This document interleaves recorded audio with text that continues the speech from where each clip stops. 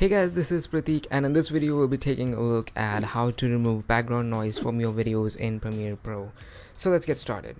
And this is how the audio sounds like before we reduce the noise. This is an audio sample from Zoom H1. So let's get started.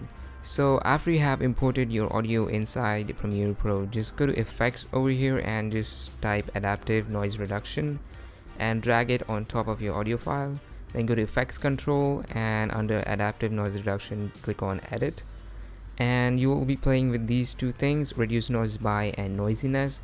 For this sample I'll go with 20 and maybe 40 or somewhere here. Just mess around with these two settings, and depending on how noisy you are you can increase these or decrease this.